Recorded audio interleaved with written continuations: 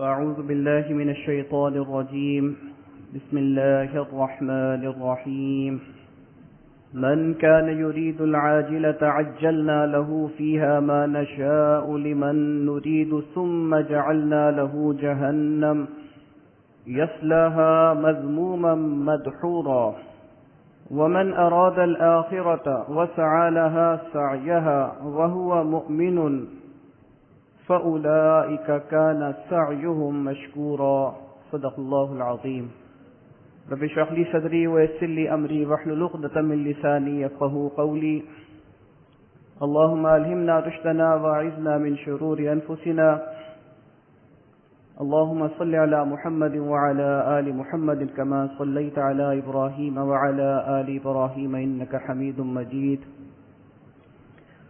اللهم بارك على محمد وعلى آل محمد كما باركت على إبراهيم وعلى آل إبراهيم إنك حميد مجيد آمین یا رب العالمین۔ سورہ بنی اسرائیل کی آیات نمبر 18 اور 19 میں نے آپ کے سامنے تلاوت کی ہیں۔ قرآن مجید کا اعجاز یہ ہے کہ قرآن مجید اپنی آڈینس کو، اپنے مخاطبین کو گویا ایسے ہی خطاب کرتا ہے جیسے اس کے سامنے موجود ہیں، یعنی یہ کتاب ایسی نہیں ہے کہ جس کو پڑھا جائے، یہ ایک خطاب کرنے والی کتاب ہے۔ یہ وہ کتاب ہے جو اپنے آپ کو ریویل کرتی ہے، یہ وہ کتاب ہے جو مخاطبین کو جس بھی لیول پر وہ ہیں، جس بھی ذہنی شعور کے جس لیول پر بھی وہ ہیں، ہر کسی کے لیے ایک بہترین سبق، ایک بہترین درس، ایک بہترین ہدایت۔ انسان زندگی کے اندر جس چیز کا سب سے زیادہ محتاج ہے وہ رہنمائی ہے، وہ ہدایت ہے۔ کسی دو شخص کی رائے ایک جیسی ہوتی نہیں، بظاہر ایک ہوں بھی تو کیا معلوم کہ کہیں بھی بات اور سوچی ہوئی بات کے اندر کوئی فرق ہے کہ نہیں، اس کو کون ویٹ کر سکتا ہے۔ اور یہی قرآن مجید کے نازل کیے جانے کا سب سے بڑا مقصد ہے کہ ہم محتاج ہیں اس دنیا کی زندگی میں اس ہدایت کے، اس راستے کے کہ جس پر چل کر ہم اس دنیا میں آنے کا مقصد اپنے آپ کو کامیاب کروا سکیں۔ ظاہر سی بات ہے کہ ہم الحمدللہ مسلمان ہیں اور ہمارے سامنے یہ بات بڑی واضح ہے کہ زندگی صرف پیدا ہونے سے مر جانے کا نام نہیں ہے، بلکہ زندگی تو گویا ایک وقفہ ہے کہ جس کے بعد ہمیں ایک ایسے جہاں میں جانا ہے جو ابد الآباد ہے، اور وہاں پر اس دنیاوی زندگی میں گزارے ہوئے وقت کا امتحان ہے۔ ابھی اللہ کی مرضی ہے، جسے چاہے معاف کرے اور جسے چاہے پکڑ لے۔ وَإِن تُبْدُوا مَا فِي أَنفُسِكُمْ أَوْ تُخْفُوهُ يُحَاسِبْكُم بِهِ اللَّهُ۔ اللہ تعالیٰ تو یہاں تک فرمایا چاہے کسی چیز کو تم واضح کرو، ظاہر کرو، چاہے کسی چیز کو چھپاؤ، تمہارے تحت الشعور میں بھی جو چیز ہے اس کا بھی حساب ہوگا۔ ابھی اللہ کی مرضی ہے، جس سے جو چاہے گا حساب لے گا۔ ہمیں تو اپنے رب سے آسان حساب کی تمنا اور دعا کرنی ہے، اللہم حاسبنا حسابا یسیرا، جس کا مطلب یہ ہے کہ ہم اللہ تعالیٰ سے یہ چاہیں کہ ہمارا حساب نہ ہو، اس لیے کہ اللہ کے رسول صلی اللہ علیہ وسلم نے فرمایا کہ جسے حساب لے لیا گیا وہ تو پکڑا گیا۔ اب یہ باتیں مختلف انداز سے میرے اور آپ کے سامنے آتی ہی رہتی ہیں، اور قرآن مجید کے اتارے جانے کا جیسے میں نے عرض کیا سب سے بڑا مقصد یہ ہے کہ یہ ہدایت ہے، یہ رہنمائی ہے۔ یہ وہ آج کے دور میں اگر کہا جائے کہ کسی نے اگر آپ کو لوکیشن سینڈ کر دی ہے، پن سینڈ کر دی ہے لوکیشن کی، تو اس کے بعد جو آپ کو پوری کی پوری گائیڈنس ملتی ہے، یہاں پر جانا ہے، یہاں سے مڑنا ہے، اس کو کراس کرنا ہے، آج کے دور میں سمجھنے کے لیے تو جن جزیات پر انسان آج پہنچا ہوا ہے، گویا قرآن انسان کے ہر لمحے کی ہدایت ہے۔ الف لام میم ذالک الکتاب لا ریب فیہ ھدی للمتقین، یہ ہدایت ہے، لیکن کس کے لیے؟ اس کی تفسیر جو ہے قرآن مجید القرآن یفسر بعضہ بعضا کے اصول پر، کہ قرآن اپنے بعض حصے کی مختلف دوسری جگہوں پر تفسیر بیان کرتا ہے۔ اچھا، اس بات کو بھی اپنے ذہن میں مجھے اور آپ کو رکھنا ہے کہ قرآن بڑا غیور کلام ہے، غیرت والا، ایسا نہیں ہے کہ وہ ہر کسی کو ہدایت دے دے، بہت سوں کو گمراہ بھی کر دیتا ہے۔ یضل بہ کثیرا ویہدی بہ کثیرا، یہ کوئی اللہ تعالیٰ کی کوئی چاہ نہیں ہے کہ مجبوری میں لوگ اس کی حمد بیان کریں، اس کی کبریائی بیان کریں۔ تقاضا ضرور ہے، اور تقاضا اس لیے نہیں ہے کہ اللہ تعالیٰ کو معاذ اللہ میری اور آپ کی یا کسی کی بھی، پوری کائنات میں کسی کی بھی دوستی کی ضرورت ہے، مدد کی ضرورت ہے۔ ہماری حقیقت کیا ہے، حیثیت کیا ہے؟ کچھ بھی نہیں، نہ ہونے کے برابر۔ لیکن اسی کے اندر اللہ تعالیٰ نے بہت بڑی حقیقت رکھی ہے کہ جو پہچانے گا، جو مانے گا، جو میرا بن کے زندگی بسر کرے گا، اس کے لیے میں نے وہ چیزیں تیار کر رکھی ہیں کہ جس کا تم وہم و گمان بھی نہیں کر سکتے۔ جمعے کے دن فجر کی نماز میں 2 صورتیں پڑھنا جو ہے وہ مستون ہے عام طور پہ، سورہ سجدہ اور دوسری رکعت میں سورہ دہر۔ ظاہر سی بات ہے کچھ تھوڑی طویل صورتیں ہیں، طویل تو نہیں ہے لیکن جب عام طور پر ہم لوگ عادی ہوں چھوٹی چھوٹی صورتیں یا چھوٹے چھوٹے مقامات سننے کے، تو پھر ہمیں ان کی طوالت جو ہے وہ تھوڑی سی مشکل لگتی ہے۔ بہرحال مصنون تو وہی ہے۔ تو سورہ سجدہ میں اللہ تعالیٰ نے کیا فرمایا؟ تتجافى جنوبهم عن المضاجع يدعون ربهم خوفا وطمعا ومما رزقناهم ينفقون۔ جنتیں تو ہم نے ان لوگوں کے لیے تیار کر رکھی ہیں کہ جن کی پیٹھیں ان کے بستروں سے علیحدہ رہتی ہیں، الگ رہتی ہیں، اور وہ اپنے رب کو پکارتے ہیں خوفا وطمعا، خوف میں بھی اور لالچ میں بھی۔ بھی ڈرنا بھی اس سے ہے اور مدد بھی اس سے مانگنی ہے۔ ہم کس کے پاس جائیں گے؟ ہمارا کون ہے جس کے پاس ہم جا سکتے ہیں؟ اور ڈرنا بھی ہے کہ کہیں اللہ تعالیٰ ہمارے جو اعمال ہیں ان سے ناراض نہ ہو۔ اور فرمایا وَمِمَّا رَزَقْنَاهُمْ يُنْفِقُونَ، جو کچھ ہم نے ان کو دیا اس میں سے خرچ کرتے ہیں۔ پھر آگے کیا فرمایا؟ فَلَا تَعْلَمُ نَفْسٌ مَّا أُخْفِيَ لَهُم مِّن قُرَّةِ أَعْيُنٍ، اور کسی نفس کو نہیں معلوم کہ اس کے رب نے اس کی آنکھوں کی ٹھنڈک کے لیے کیا کچھ تیار کر رکھا ہے۔ تو یہ ہے زندگی جو اللہ تعالیٰ مجھے اور آپ کو دکھاتے ضرور ہیں، چلانے کی دعوت بھی دیتے ہیں، لیکن زبردستی کوئی نہیں۔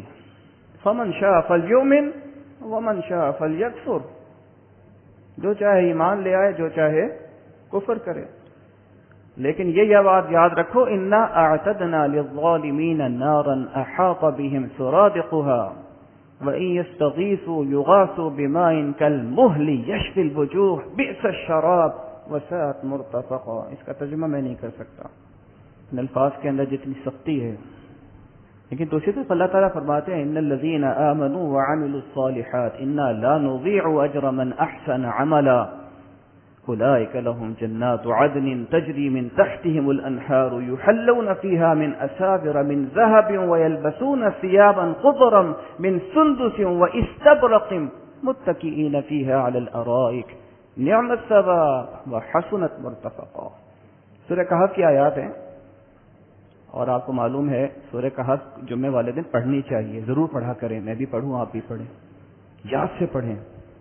فتنے کا دور ہے، بچنا ہے تو سورہ کہف کا پناہ لینی پڑے گی، ضرور پڑھا کریں، اس کو نہیں بھولنا۔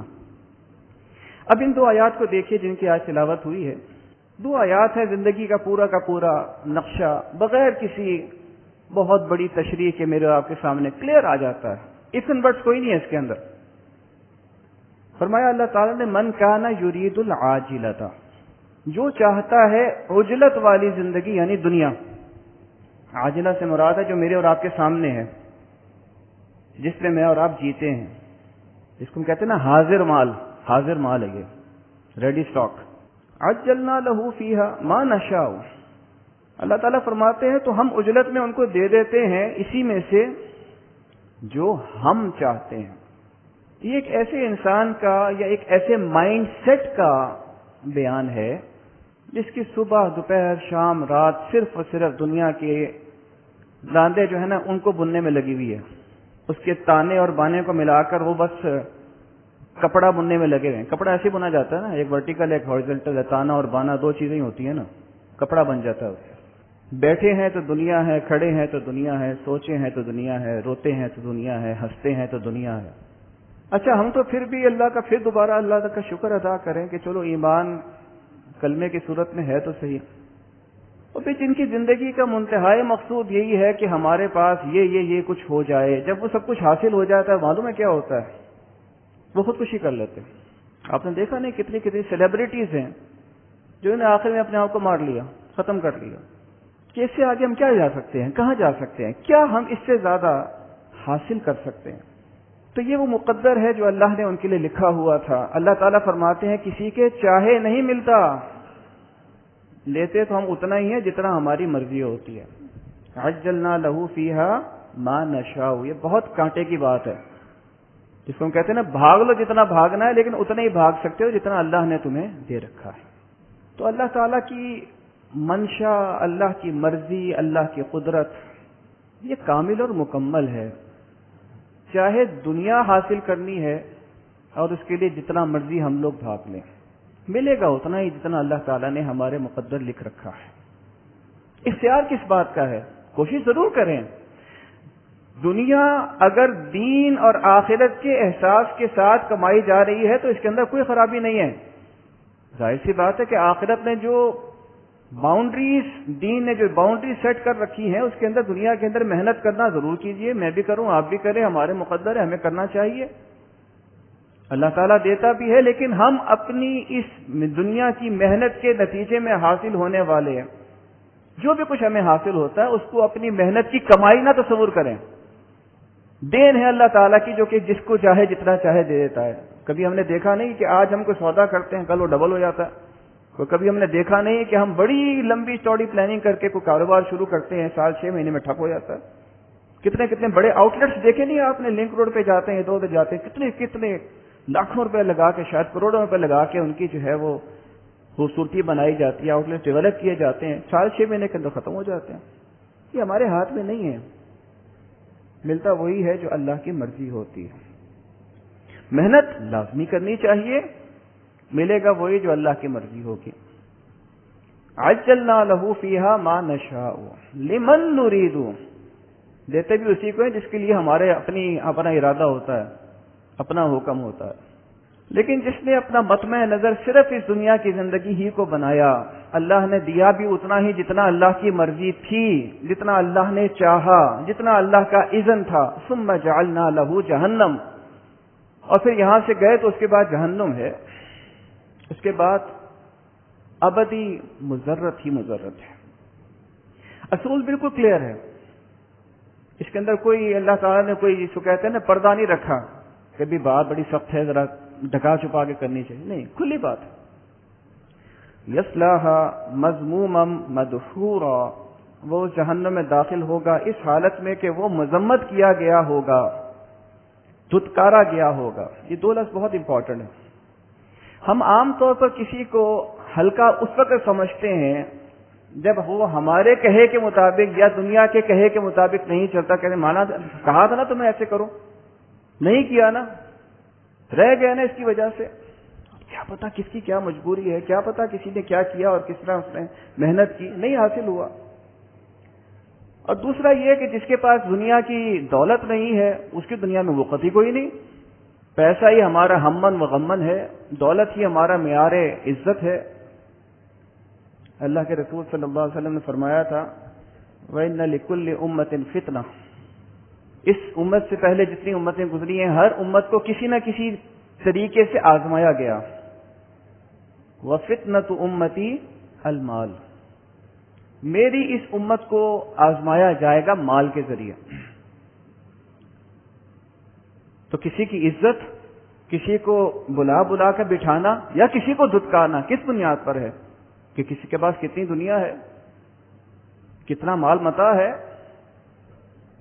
تو اللہ تعالیٰ فرماتے ہیں لے جاؤ سب کچھ اپنے ساتھ، قبر میں، جہنم میں تمہیں داخل کیا جائے گا، مذمت کیا ہوا اور دھتکارا ہوا۔ یہ ہے ایک پہلو۔ اب یہ دوسرا پہلو ہے، اگلا قمری سال شروع ہونے والا ہے، ذی الحجہ کی آخری ڈیٹ سے۔ ایک عزم نو ہونا چاہیے، ایک نیا ارادہ ہونا چاہیے۔ جو گزر گیا سو گزر گیا، اور یہ بھی ہمارے دین کا اتنا بڑا حسن ہے، اتنی بڑی خوبصورتی ہے جس پر ہم جتنا اللہ تعالیٰ کا شکر ادا کریں کم ہے۔ وہ ساری زندگی برے کاموں پہ گزار دی، کچھ نہیں ہوتا. یا ابن آدم لو بلغت ذنوبک عنان السماء ثم استغفرتنی لا تشرک بی شیئا لاتیتک بقرابها مغفرۃ. کیا بات. ابن آدم کتنے گناہ کما لے گا، کتنے بنا لے، اتنے گناہ کما لے جو زمین و آسمان کو بھرنے کے لیے کافی ہوں. استغفار کر لو، میرے ساتھ شرک نہ کرنا، دو کام کر لو. جتنے تم نے گناہ کیے ہیں اتنی ہی مغفرتیں بھر دوں گا. یعنی صرف گناہ ختم نہیں کروں گا، یہ نہیں ہوگا کہ اس کو صرف ختم کروں گا، اتنی ہی مغفرت بھی ڈال دوں گا. کیا کچھ نہیں، صرف کیا کیا، آنکھوں سے نکلنے والے 2 آنسو اور ایک عزم، ایک ارادہ، ایک نیت، ایک سوچ. اب نہیں کرنا. بڑی معصیت کر لی، اب نہیں کریں گے.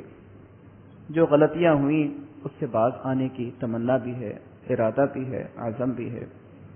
اللہ تعالیٰ فرماتے ہیں صرف یہ نہیں کہ تمہارے گناہ ختم کروں گا، جسے قرآن مجید میں آتا ہے نا یبدل اللہ سیئاتہم حسنات، اللہ تعالیٰ بدل دے گا ان کے بڑے بڑے گناہوں کو بڑی بڑی نیکیوں کے ساتھ. اور اللہ تعالیٰ کی مرضی، جیسے مرضی چاہے کرے. اب مجھے اور آپ کو کیا عزم کرنا ہے، کیا کام کرنا ہے، کیا ارادہ کرنا ہے. 3 چیزیں اگلی آیت مبارکہ میں اللہ تعالیٰ نے واضح فرمایا. ومن اراد الآخرہ، نمبر 1 نیت اپنی خالص کرو. سب سے بڑا کھوٹ، سب سے بڑا دھوکہ ہی نیت ہے. بڑے بڑے کام کر لیتے ہیں، نیتوں کی وجہ سے ملٹی پلائی بائی 0، فارغ، ختم، بلکہ مائنس میں چلے گئے. کس کے لیے کیا تھا؟ آپ کو معلوم ہے نا کہ وہ 3 لوگ جن سے جہنم کو بھڑکایا جائے گا، جہنم کی آگ میں ڈالا نہیں جائے گا، بھڑکایا جائے گا. کون ہے؟ مسلمان بظاہر. کون ہے؟ عالم. کون ہے؟ شہید. کون ہے؟ سخی. یہ 3 بڑی بڑی نیکیاں ہیں نا جو کہ نظر آتی ہیں، کسی انسان کے کریڈینشلز کے اندر آتی ہیں. اس سے جہنم کی آپ کو بھڑکایا جائے گا. کیوں؟ نیت خالص نہیں تھی، کسی اور کے لیے کیا. اللہ تعالیٰ لے جاؤ ان کو. ان کا خیال ہے، مجھے نہیں پتا کس کے لیے کیا تھا، پتا ہے مجھے. تو پہلی بات، مجھے اور آپ کو آخرت کا ارادہ، جو کرنا ہے صرف اللہ کے لیے کرنا ہے، کسی کے لیے نہیں کرنا. پھر چھوٹی سے چھوٹا کام بڑے سے بڑے اجر کا باعث بن جاتا ہے، نیت اگر صاف ہو. اچھا، اس کے بعد اگلی بات کیا ہے؟ جب یہ سوچ لیا کہ صرف اور صرف رب کے لیے کرنا ہے، تو صرف ایک یہ ویشفل تھنکنگ کافی نہیں ہے. اگلا سٹیپ کیا ہے؟ وَسَعَى لَهَا سَعْيَهَا. نمبر 2، پھر اس نے محنت کی اس کام کے لیے جیسا کہ اس کی محنت کا حق تھا. نیت کر لی، اللہ تعالیٰ نے توفیق دے دی. اب ایک سٹیپ آگے بڑھاؤ اپنے آپ کو، کرو. اب یہ کرنے کے اندر ایسا بھی ہے کہ کچھ کر رہے تھے اس سے بچو، غلط کام کر رہے تھے اس کو چھوڑ دو. کوئی نیکی کے کام سے بچ رہے تھے اس کے اندر آ جاؤ. آج کے دور کے اندر ہمارا سب سے بڑا چیلنج کیا ہے؟ ہمارا سب سے بڑا چیلنج یہ ہے کہ ہم اپنے وقت کو برباد کر رہے ہیں. جو ہاتھ میں ہم سب کے پاس اسمارٹ فونز ہیں نا، ان اسمارٹ فونز کا بہت سے فائدے ہیں، نو ڈاؤٹ. کبھی آپ نے سوچا کہ اس کا سب سے بڑا مسئلہ کیا ہے؟ ہماری زندگی کے اندر ایک دن ہوتا ہے، 8 گھنٹے آپ سوتے ہیں، 2 گھنٹے تقریباً سمجھ لیجئے کہ آپ کے ادھر ادھر گزر جاتے ہیں، کھانے پینے میں، واش روم وغیرہ میں. باقی کے 14 گھنٹوں میں کبھی حساب لگائیں کہ ہم اپنے 14 گھنٹوں کو کتنا استعمال کرتے ہیں. واقعتاً ہمارے پاس ٹائم کتنا ہوتا ہے کہ ہم اپنی آخرت کو ذہن میں رکھتے ہوئے، نیت جو کی تھی ہم اپنے کرنے والے کاموں کو دیکھیں کہ کیا واقعتاً اس تک جانے والے کام ہیں کہ نہیں ہیں. کاروبار ہے، اس کو بھی چیک کیا جائے. تجارت ہے، چیک کیا جائے. ملازمت ہے، دیکھا جائے. جتنے بھی کام ہیں، جو بھی کام ہم کر رہے ہیں، رب کے لیے کر رہے ہیں یا بس ایسے ہی ادھر سے ادھر اپنا ٹائم ضائع کر رہے ہیں؟ تو اللہ تعالیٰ فرماتے ہیں وَسَعَى لَهَا سَعْيَهَا، جس نے محنت کی اس کے لیے جیسا کہ اس کی محنت کا حق تھا. کیا مانی؟ معنی یہ ہے کہ علم حاصل کرو اور عمل کے اوپر چل پڑو۔ علم کس چیز کا؟ دین کا۔ اور یہ کوئی ضروری نہیں ہے کہ بڑی بڑی پی ایچ ڈیز کرنی ہے، بڑے بڑے آپ نے جو ہے فاضل جو ہے وہ کورس جو ہے وہ کرنے ہیں۔ ایک آیت تو کر سکتے ہو نا، ایک آیت بھی بہت ہے۔ اگر واقعتاً ایک آیت سمجھ آ جائے تو قرآن سے ایک آیت سے بھی انسان کو بالکل آگے تک پہنچا دیتا ہے۔ ایک آیت۔ اللہ کے رسول صلی اللہ علیہ وسلم مجھے اور آپ کو جو کام دے کر گئے ہیں وہ بہت کوئی دقیق کام تو نہیں ہے۔ کیا فرمایا تھا؟ الا هل بلغت، خطبہ حجۃ الوداع پہنچا دیا کہ نہیں؟ پہنچا دیا۔ نشهد انک قد بلغت الرسالہ وادیت الامانہ وکشفت الامہ۔ آپ نے پہنچا دیا۔ You have done your job. Mission accomplished. اللہم اشہد، یا اللہ تو بھی گواہ ہے نا۔ اور کیا فرمایا تھا؟ فَلْيُبَلِّغُ الشَّاهِدُ الْغَائِبُ۔ سیکھو اور سکھاؤ، پڑھو اور پڑھاؤ۔ زندگی کا یہی حسن ہے۔ پتہ نہیں کون شخص جس کو تم سے پڑھا کر بھیجا، سکھا کر بھیجا، وہ تم سے بہتر عمل کرنے والا ہو، لیکن اس کا بہترین عمل کا ثواب بھی تمہارے کھاتے میں۔ جتنا اس کو ثواب اتنا ہی تمہیں ثواب۔ اور کیا چاہیے؟ کہتے ملٹی لیول مارکیٹنگ کی ایک وبا آئی تھی نا، تو اس کی سب سے بڑی اگزامپل یہی ہے، MLM جس کو ہم کہتے ہیں نا، 1 سے 2، 2 سے 4، 4 سے 16، 16 سے جو عمل کرتے چلے جائیں۔ آپ نے ایک کو پڑھایا، ایک نے 2 کو پڑھایا، وہ ہوتے ہوتے سینکڑوں ہو گئے۔ سینکڑوں نے جتنا عمل کیا، سب کا جو حصہ ہے وہ تمہارے کھاتے میں موجود ہے۔ اور کتنا پڑھاؤ، کوئی زیادہ بڑی بات نہیں ہے۔ بلغوا عنی ولو آیۃ، بہت خوبصورت حدیث، میری طرف سے پہنچاؤ۔ واہ، تحفہ میں تمہیں دے رہا ہوں، کیا نہیں پہنچاؤ گے آگے؟ اللہ کے رسول صلی اللہ علیہ وسلم نے مجھے اور آپ کو تحفہ دیا ہے، یہ دین اللہ کے رسول صلی اللہ علیہ وسلم کا تحفہ ہے، اس کی کیا قدر کریں گے ہم؟ خود اس کو پڑھیں، لوگوں کو پہنچائیں۔ نبی اکرم صلی اللہ علیہ وسلم سے شفاعت لینی ہے کہ نہیں؟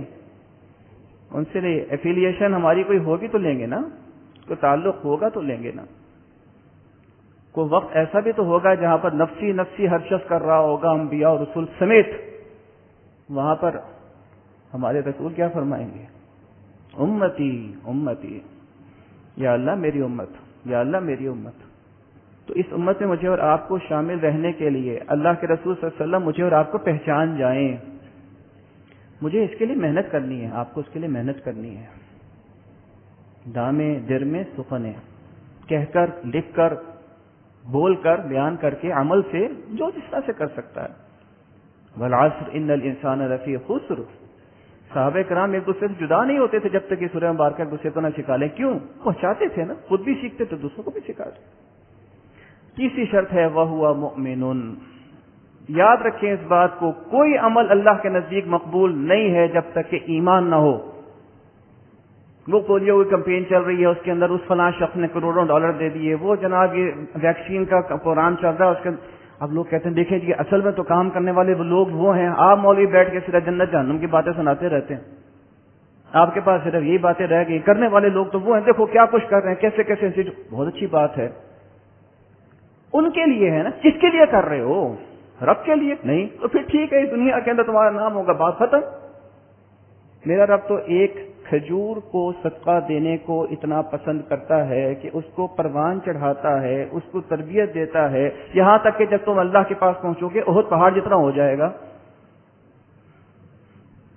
میرا رب تو اس بات پر قادر ہے کہ وہ آخری شخص جو جل کر کوئلہ ہو کر جہنم سے نکلے گا نا، آخری،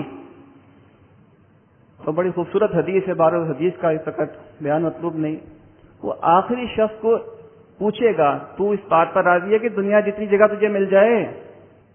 تو کہے گا یا اللہ تو مذاق کر رہا۔ اللہ تعالیٰ ہمیں اس بات پر راضی ہے کہ 10 جتنی یہ دنیایں ہیں اتنی تجھے مل جائیں۔ کیا ریشو پرپورشن ہے؟ ایک شخص جس نے اللہ کے لیے ایمان کو دل میں رکھتے ہوئے چھوٹا عمل کیا، اللہ تعالیٰ کہاں سے کہاں پہنچا دے۔ ایک شخص جس نے کروڑوں نہیں اربوں ڈالر لگا دیے، اللہ کے نزدیک اس کی حیثیت ہی کوئی نہیں۔ کیوں؟ ایمان۔ وَهُوَ مُؤْمِنٌ، اس حال میں کہ وہ ایمان والا ہو۔ فَأُولَٰئِكَ كَانَ سَعْيُهُم مَّشْكُورًا، یہ وہ لوگ ہیں کہ جن کی محنت کو قبول کیا جائے گا۔ یہ انداز بڑا خوبصورت انداز ہے، جیسے بڑے بادشاہوں کا انداز ہوتا تھا نا، قبول کیا گیا، ایسے ہاتھ رکھ دیا قبول ہو گیا۔ اللہ تعالیٰ فرمائے گا یس میں نے قبول کر لیا. یہ ہے راستہ. دنیا میں جتنی مرضی محنت کر لیں، اگر آخرت ذہن میں ہے تو دنیا میں محنت کی ڈینائل نہیں ہے، لیکن دنیا کو اتنی ہی حیثیت دینی ہے جتنا دنیا کی اوقات ہے. اب آخرت کو حاصل کرنا ہے، اس کے لیے 3 سٹیپس ہیں. نیت خالص، محنت اللہ کے دین، اللہ کے رسول صلی اللہ علیہ وسلم کی سنت کے مطابق، ایمان پختہ. انشاءاللہ اس راستے پہ چلنے والے لوگوں کی محنت کو اللہ تعالیٰ قبول و منظور فرمائیں گے. اللہ تعالیٰ میں اس راستے کا مسافر بنائے. یہ پریس ریلیز ہے جو میں آپ کے سامنے پڑھ کے سنا رہا ہوں. اس کا عنوان ہے افغان طالبان کے وفد کا دورہ چین خطے ہی نہیں عالمی سطح پر بھی گیم چینجر ہوگا. یہ بات تنظیم اسلامی کے امیر شجاع الدین شیخ صاحب نے ایک بیان میں کہی. انہوں نے کہا کہ ملا عبدالغنی برادر کی سربراہی میں چین کی دعوت پر افغان طالبان کے اعلیٰ سطحی وفد کا دورہ چین اور چین کے وزیر خارجہ سمیت اعلیٰ حکام سے ملاقات اس بات کی طرف واضح نشاندہی کرتا ہے کہ چین امریکہ کے افغانستان سے انخلاء کے بعد افغان طالبان کی مستقبل کی حکومت کو قبول کرنے کو تیار ہے. اس دورے اور دونوں اطراف کی اعلیٰ قیادت کی ملاقات سے اندازہ ہوتا ہے کہ چین کو ادراک ہو چکا ہے کہ مستقبل میں اس خطے میں امن کا دار و مدار بھی افغانستان میں افغان طالبان کے اقتدار اور حکومت کو نہ صرف تسلیم کرنے بلکہ اس کا ساتھ دینے میں ہے. انہوں نے کہا کہ اسی دوران امریکی وزیر خارجہ اینتھنی بلنکن کا دورہ بھارت، جس میں بھارتی اعلیٰ عہدیداروں سے ملاقات کے علاوہ موصوف نے دلائی لاما سے بھی خصوصی ملاقات کی، بہت معنی خیز ہے. اور یہ ملاقات اس بات کی طرف اشارہ کرتی ہے کہ امریکہ بھارت کے ساتھ مل کر چین کو بھی طیش دلانا چاہتا ہے اور خطے کے امن کو بھی تباہ کرنا چاہتا ہے.